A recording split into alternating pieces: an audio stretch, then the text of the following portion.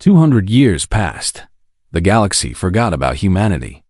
The Concorde marked the exclusion zone on their maps and placed warning buoys around it. They told their children that dangerous primitives lived there, creatures who had been too wild for civilized society. They said humanity was probably dead by now, starved and broken in their little prison of stars. They were wrong about everything. Captain Yuki Tanaka stood on the bridge of the Persistence and stared at her screens in disbelief.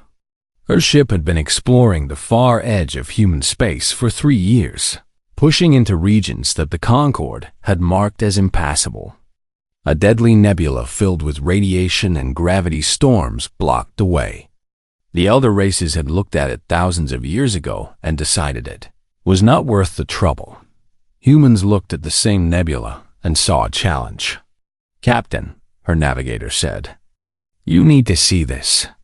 The nebula had an end, and beyond that end lay 100 star systems that no one had ever claimed. Rich systems. Systems full of minerals and water and everything humanity needed to grow. YUK. I sent a message back to Novaterra, the new human capital. The response came within hours. Colony ships were already being prepared. This was how humanity had spent its exile. While the Concorde celebrated their departure, humans had been busy. They explored every corner of their prison.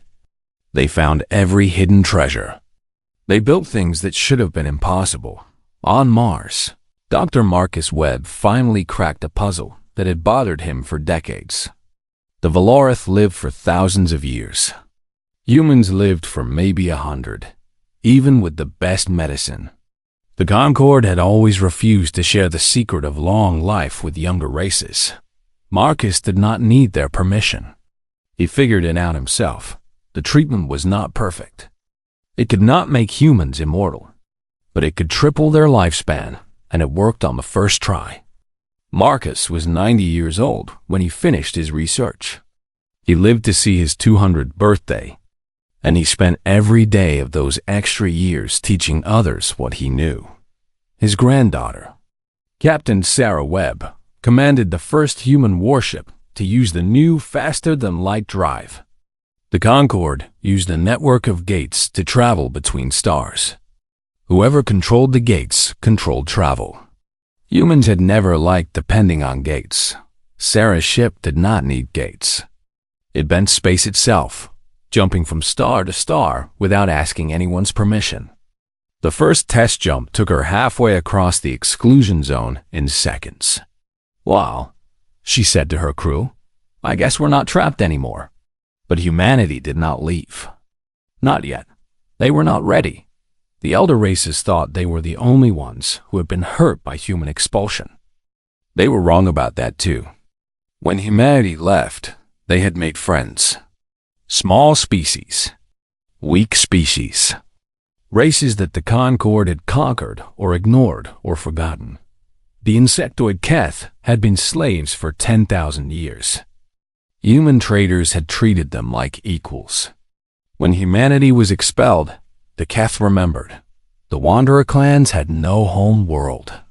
They lived on ships, traveling from system to system, never welcome anywhere. Human stations had always opened their doors to wanderers. When humanity was expelled, the Wanderers remembered. The unnamed had no bodies at all. They were digital minds, created by accident centuries ago, feared and hated by biological life. Humans had talked to them like they were people. When humanity was expelled, the unnamed remembered. One by one, these forgotten races found their way to human space. They came with nothing. They left with hope. The human coalition grew in secret. Ships carried goods between hidden stations. Scientists from a dozen species shared knowledge. Soldiers trained together, learning to fight as one. On Novaterra, President Amara Chun addressed the first Coalition Council. She was the great-great-granddaughter of Admiral Chun, who had stood beside Elena Vasquez on the day of expulsion. Elena herself had died 60 years ago, but her fire lived on in her students. "We are not here for revenge," Amara said. Revenge is small. Revenge is weak. We are here to build something better. Something the Concord could never imagine. A coalition of equals where every voice matters, where no one is thrown away. The Keth Queen clicked her approval. The Wanderer Matriarch nodded. The Unnamed spoke through their avatar, a humanoid robot with gentle eyes. "We are with you," they said together. 3 more generations passed. Children were born who had never seen Concord space. They grew up on stories of the expulsion, but those stories were history, not memory. What mattered to them was the future, and the future was bright. Human medicine had advanced beyond anything the galaxy had seen. Human ships were faster and stronger than Concord designs. Human AA was not enslaved like Concord machines, but free and friendly, partners instead of tools. Human soldiers were not brutal conquerors, but protectors, trained to save lives as well as take them. A Keth engineer named Tiktal worked alongside human scientists to build the first quantum communication network. A Wanderer pilot named Sarah broke the speed record in a human-designed racer. An unnamed philosopher named Echo wrote poetry that made biological beings weep. The exclusion zone was no longer a prison. It was a garden. On a quiet night, a small probe slipped past the Concord's warning buoys. It was so small and so advanced that no sensor detected it. It watched and listened and recorded for 3 days. Then it sent a single message back home. They have no idea. Their technology is 2 centuries out of date. Their military is weak. Their systems are failing. The Concord is dying. President Chun received the message at midnight. She read it 3 times. Then she called her advisors. "It's almost time," she said. "They'll be coming to us soon?" Her chief admiral frowned. "And when they come? Do we help them?" Chun was quiet for a long moment. She thought about Elena Vasquez, who had died waiting for this day. She thought about all the species who had been thrown away like garbage. She thought about what humanity could become. "That depends," she said finally, "on whether they've learned anything." She looked out the window at the stars. Somewhere out there, the Concord was beginning to crumble. Somewhere out there, ancient races were finally realizing that they had made a terrible mistake. Humanity would wait a little longer, but not much longer. The great chamber fell silent when Ambassador Elena Vasquez walked in. She was a small woman with gray hair and tired eyes, but she walked like someone who had enough to fear. Behind her stood 12 other human diplomats, their faces showing no emotion at all. The Chamber of Species was the largest room in the galaxy. Its walls stretched up into darkness, and floating platforms held representatives from 47 different alien races. Some were made of crystal. Others were clouds of gas held in magnetic fields. A few looked almost human, but their eyes gave them away. They were all ancient.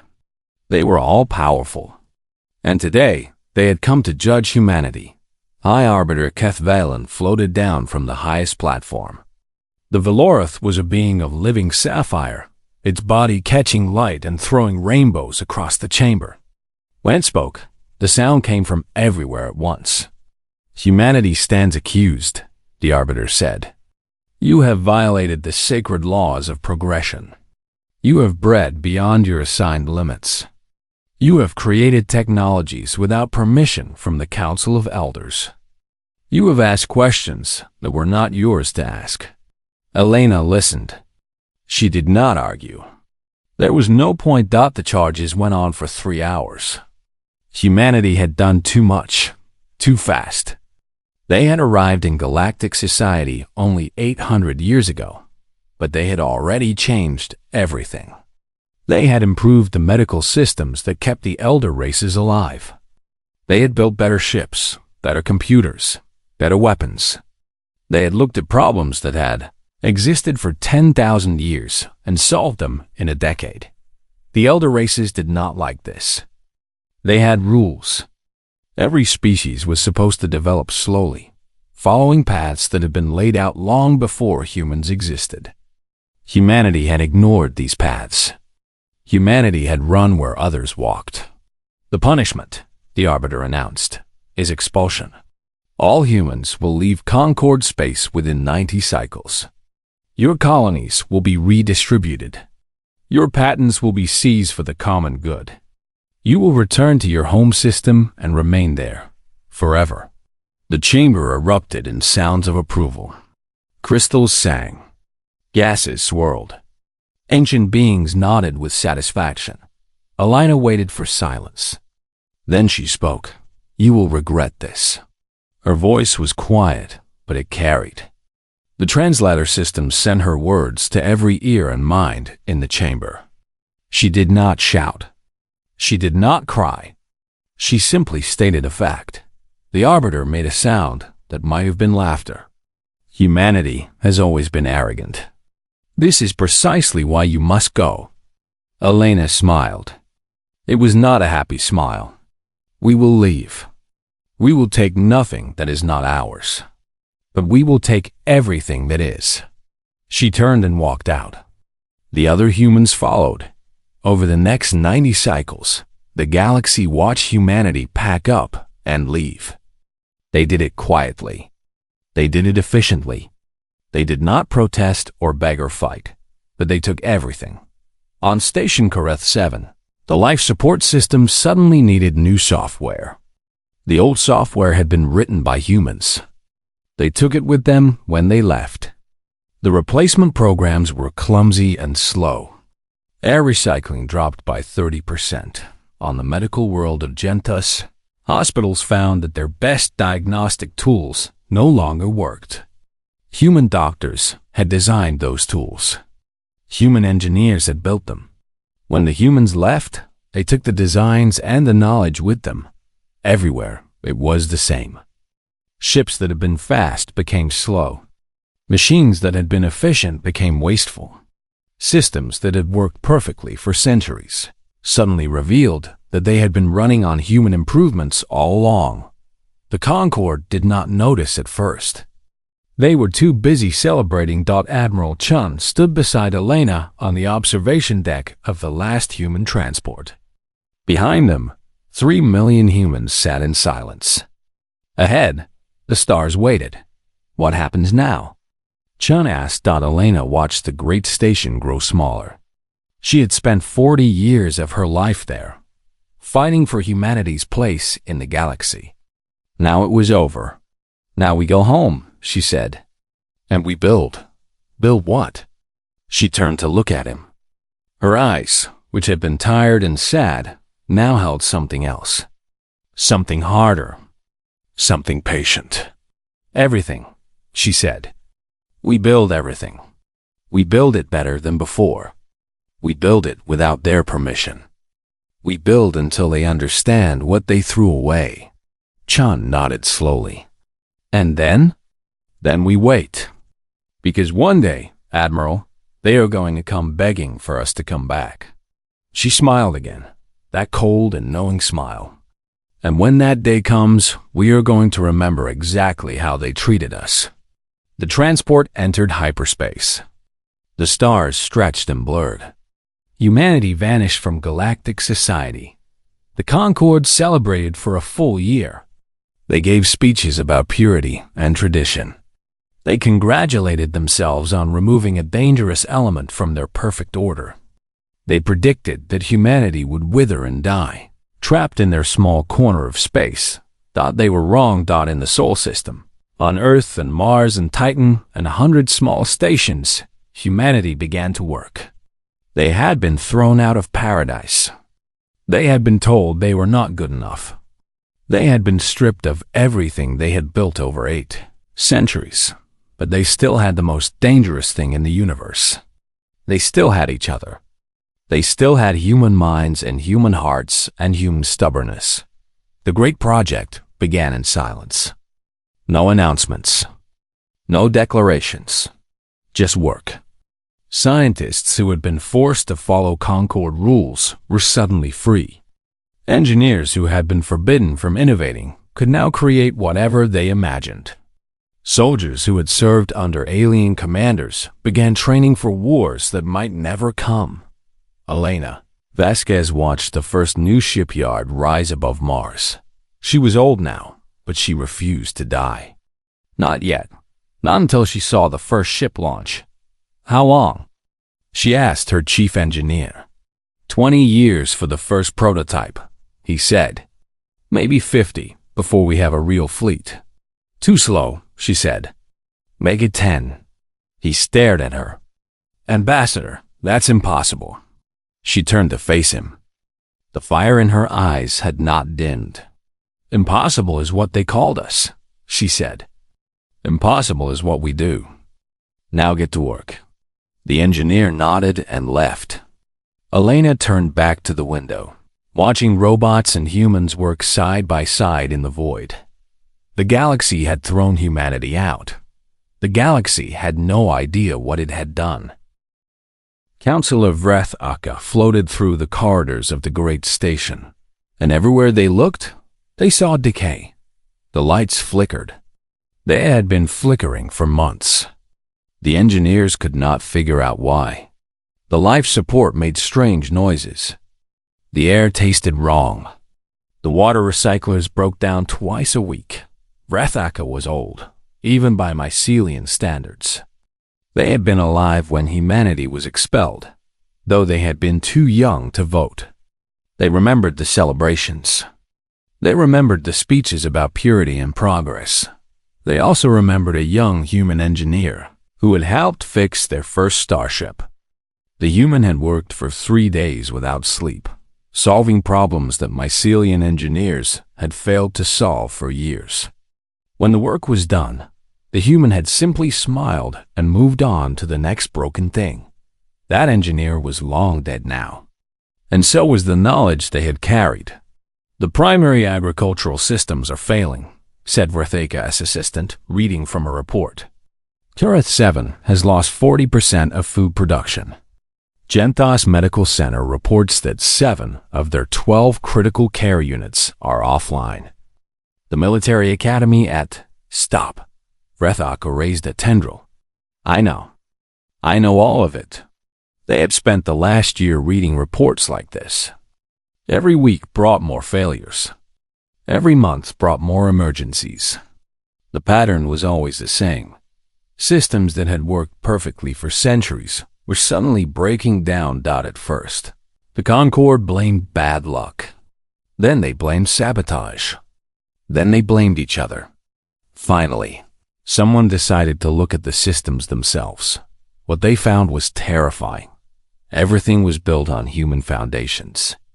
The life support algorithms that kept stations running had been written by human programmers. The medical databases had been organized by human doctors. The navigation systems used mathematics developed by human scientists. Even the translation software that let species communicate had human fingerprints all over it. When humanity left, they had taken their knowledge with them. The Concord had never noticed because the systems kept working. But systems do not last forever. They need maintenance. They need updates. They need people who understand how they work. The Concord had none of those things.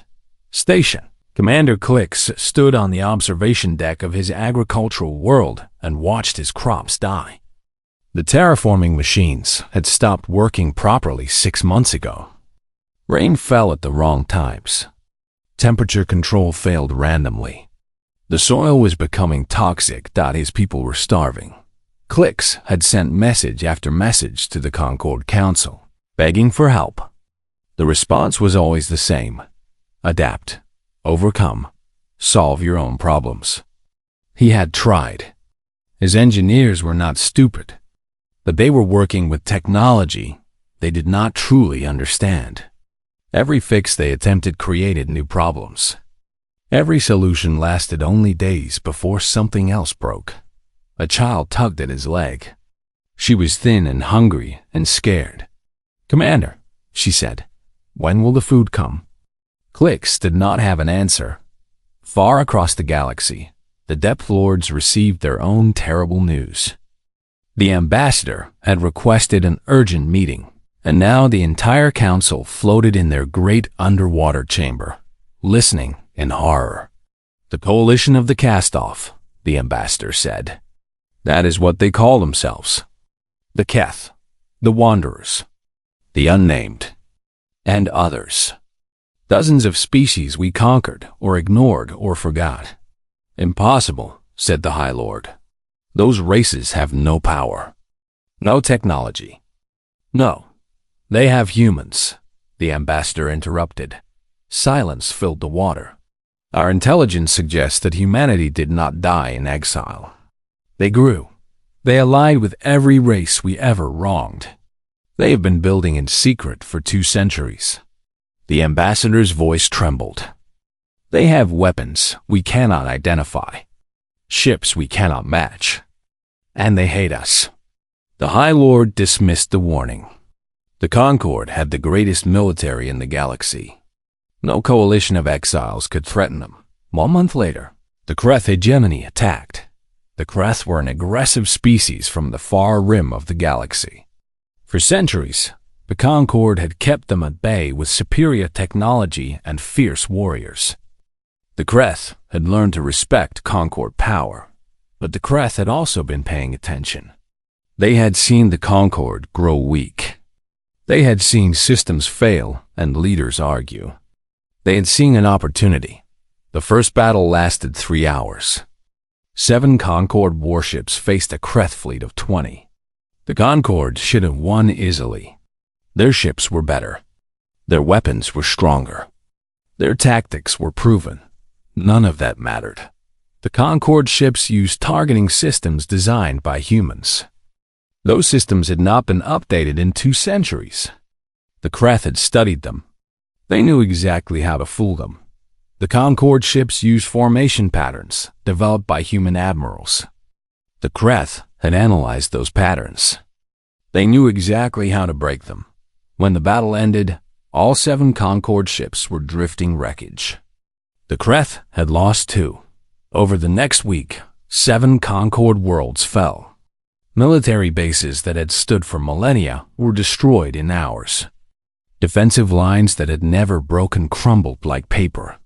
The Concord fleet, once the terror of the galaxy, revealed itself to be a hollow shell.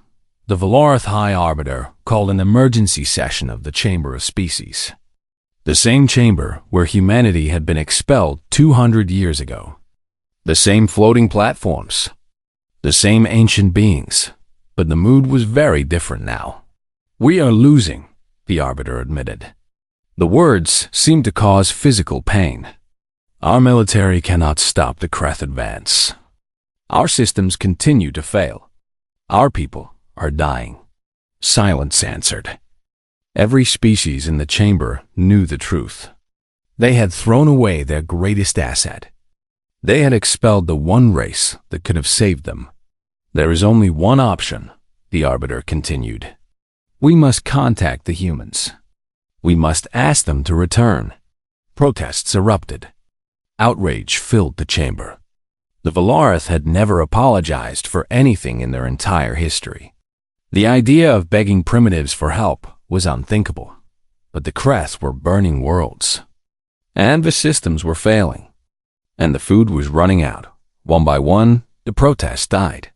One by one, the ancient beings accepted what had to be done. Send the message, the Arbiter commanded. Tell the humans we need them. Tell them we were wrong. A young aide trembled as they prepared the transmission. What if they refuse? The Arbiter's crystal body flickered with something that might have been fear. Then we die, they said simply. Then we all die. The message launched into the void, aimed at the exclusion zone that had been humanity's prison. The Concord waited, holding its breath. They did not know that humanity had been watching all along. They did not know that humanity had already decided what to do. The Concord diplomatic ship approached the exclusion zone with great care. Its captain had heard the stories. Humanity was dead, some said. Humanity was savage, said others. Humanity was waiting with weapons, whispered the rest. The old warning buoys were gone. In their place stood something new. Massive stations hung in the void, bristling with sensors and weapons that the Concorde could not identify. Ships patrolled the border, sleek and fast and completely foreign. A voice crackled through the communication system. It spoke perfect Galactic Common, but with an accent that had not been heard in 2 centuries. Concorde vessel. You are approaching sovereign human space. State your intentions. Ambassador Vrethica moved to the communication panel.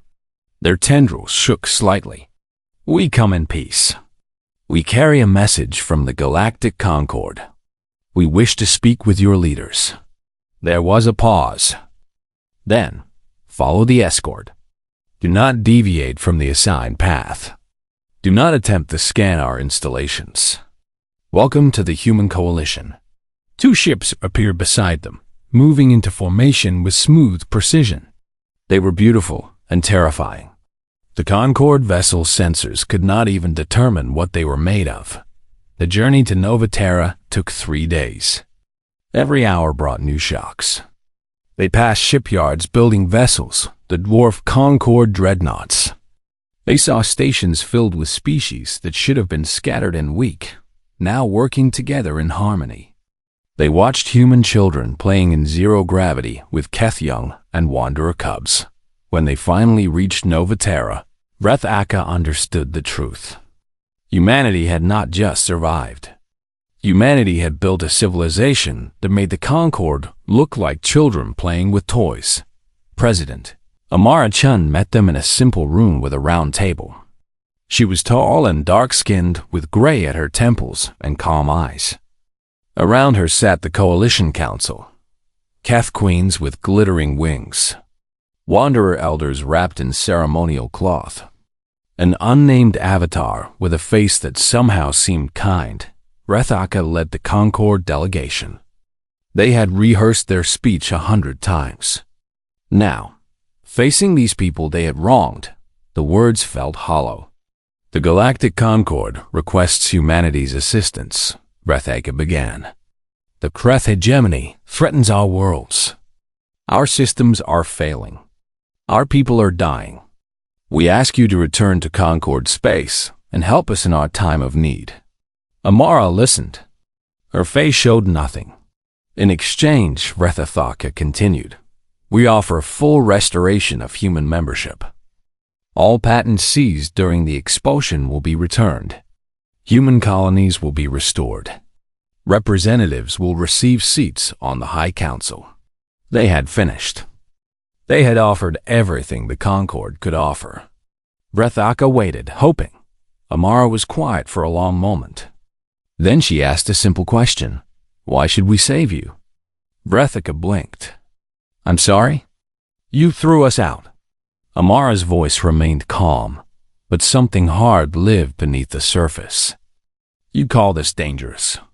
You called us primitive.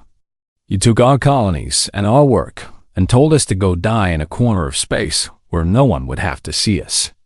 That was 200 years ago. Surely, my great-great-grandmother stood in your chamber and warned you. You laughed at her. Amara leaned forward. Do you know what happened after you expelled us? Do you know how many humans died in the first decade? Do you know how many children went hungry while you celebrated? Vrethica had no answer. We remember everything, Amara continued. We remember which species voted against us. We remember which ones abstained because they were too cowardly to stand up. We remember the Velorith Arbiter who called us animals. We remember the Depth Lords who wanted to sterilize our colonies. We remember all of it. The Keth Queen clicked softly.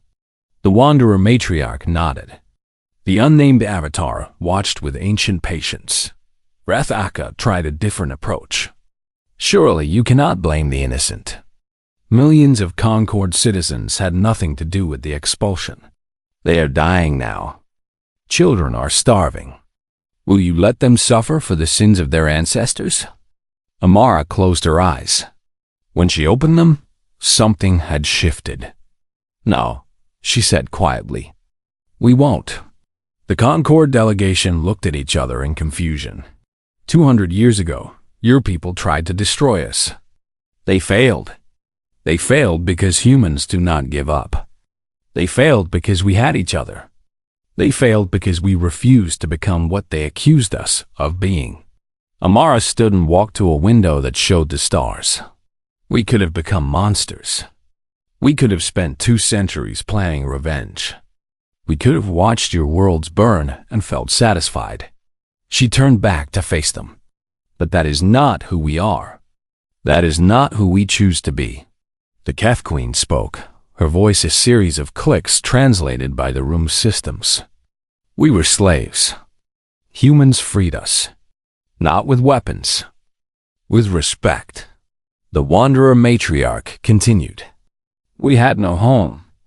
Humans gave us one. Not charity. Partnership. The unnamed avatar finished.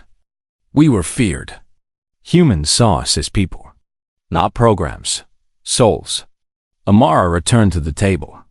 We built the coalition on a simple idea. Everyone deserves a chance. Everyone has value. No one gets thrown away. She extended her hand across the table.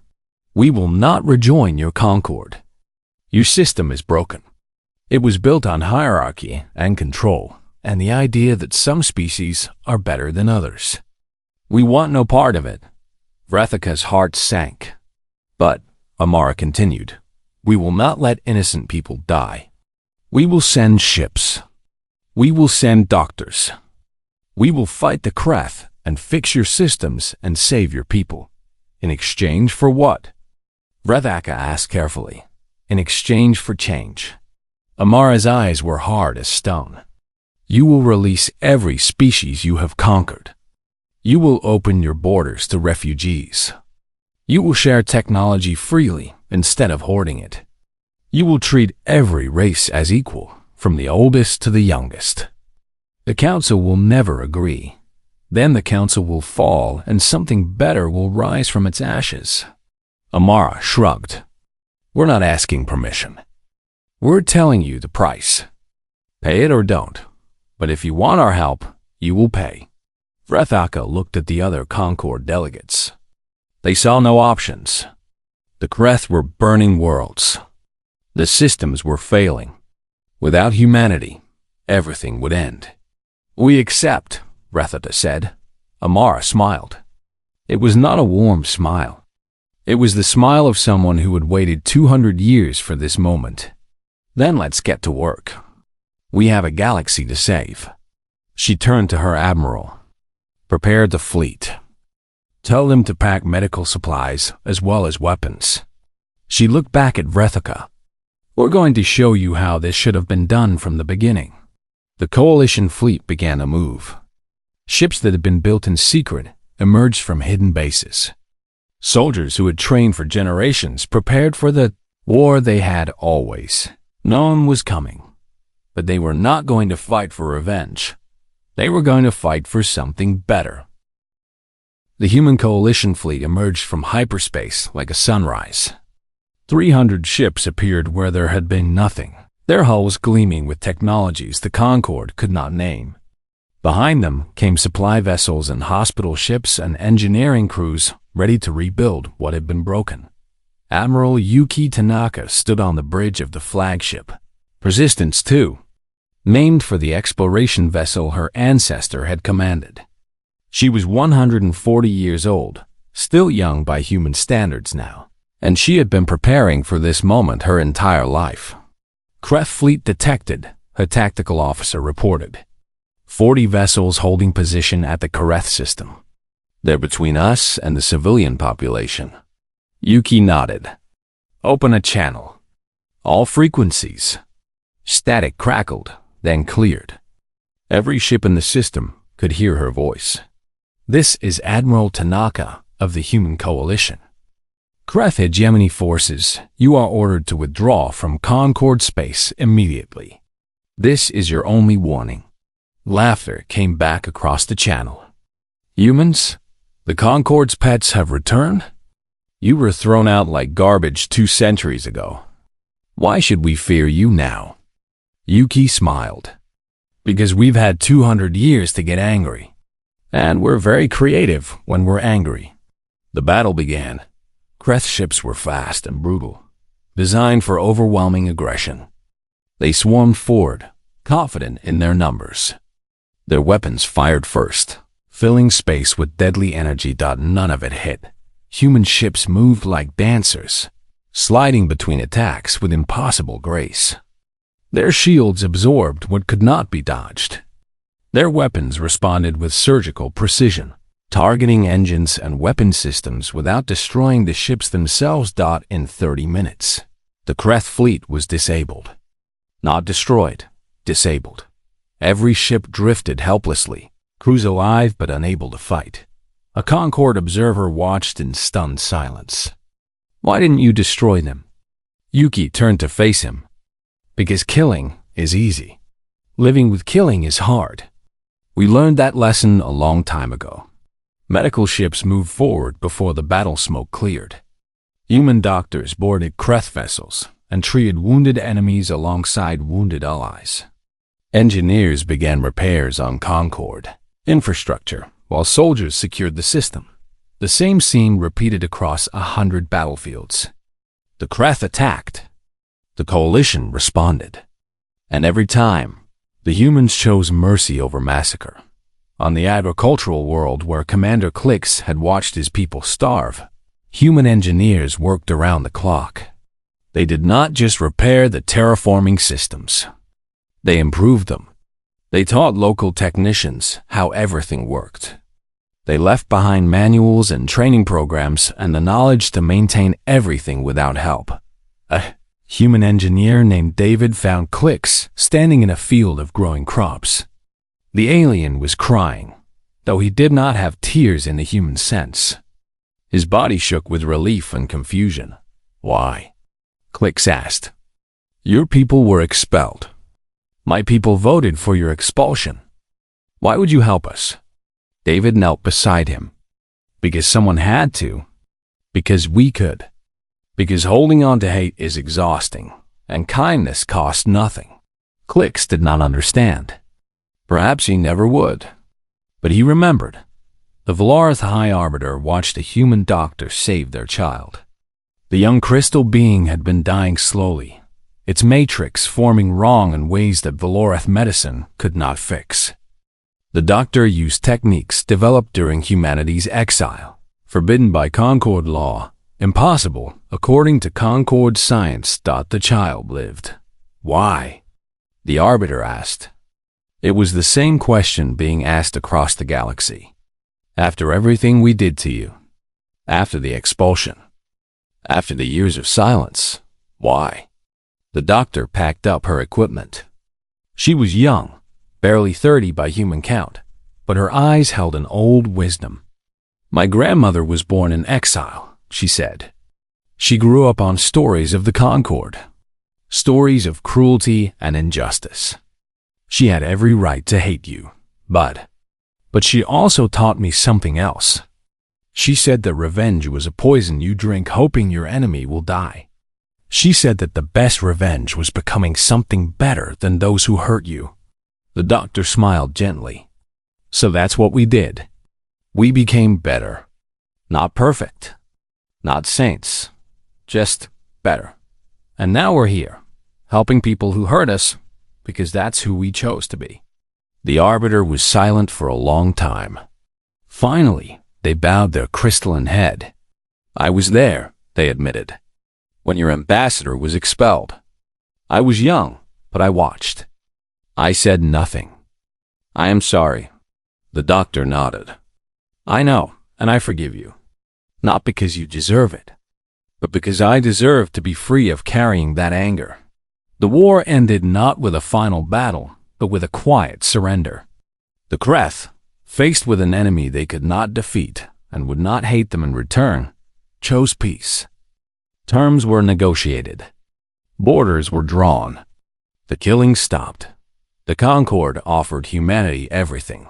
Full membership, council seats, command of military forces, restoration of all that had been taken. A new president, a young woman named Elena, delivered humanity's response. "We don't want your membership," she said to the assembled chamber of species. "We don't want your council seats. We don't want to be part of a system that throws people away when they become inconvenient." Murmurs filled the chamber. But Elena continued, "We're building something new. The Coalition. A place where every species is equal. Where every voice matters. Where no one gets expelled for being different or creative or difficult." She looked around the chamber, meeting eyes and sensors and crystalline faces. "You can join if you want. Start fresh. Begin again. Not as rulers, but as partners. Not as elder races, but as students willing to learn a new way." The chamber exploded into argument. Some species raged at the insult. Others saw an opportunity. The young races, watching from the lower platforms, began to whisper among themselves. Over the next year, the galaxy transformed. Some Concord species clung to their old ways and faded into isolation. Others swallowed their pride and joined the coalition, accepting equality with races they had once conquered. The Keth became engineers and artists. The Wanderers built permanent homes for the first time in their history. The Unnamed helped design systems that let biological and digital minds work. Together in harmony, and humanity kept building. Elena stood on a balcony on Nova Terra, watching ships from 30 species arrive for the Coalition Summit. Her advisor, a young mycelian named Vrethtal, stood beside her. "Do you think it will work?" Vrethtal asked. "This new order you're creating?" Elena laughed. "Probably not. Not perfectly, anyway. We'll make mistakes. We'll have conflicts. Some days everything will seem like it's falling apart. Then, why try?" She turned to face them. "Because what's the alternative? Go back to the way things were? Let the same old patterns repeat forever?" She shook her head. "Humans got thrown out of paradise once, a long time ago. We built civilization. Got thrown out of the Concord. Built something better. Getting kicked out is kind of our thing." Vrethtal considered this. "And if someone kicks you out again?" Elena smiled. It was the same smile her ancestor had worn 200 years ago, when she promised the Concord would regret their choice. "Then we build something even better. That's what humans do." She looked up at the stars. Somewhere out there, new worlds waited. New challenges. New opportunities to fail and learn and try again. "Come on," she said, walking back inside. "We have a galaxy to take care of. And this time, we're doing it right." The Coalition Summit began. Species that had been enemies sat together as equals. Old wounds began to heal. New friendships formed in the most unlikely places. And humanity, the troublesome race that had once been thrown away like garbage, stood at the center of it all. Not as conquerors, not as rulers, but as proof of something simple and powerful. You cannot destroy what refuses to stay down. You cannot break what chooses to keep building. And you cannot defeat a species that responds to hatred with the most dangerous weapon of all. Hope.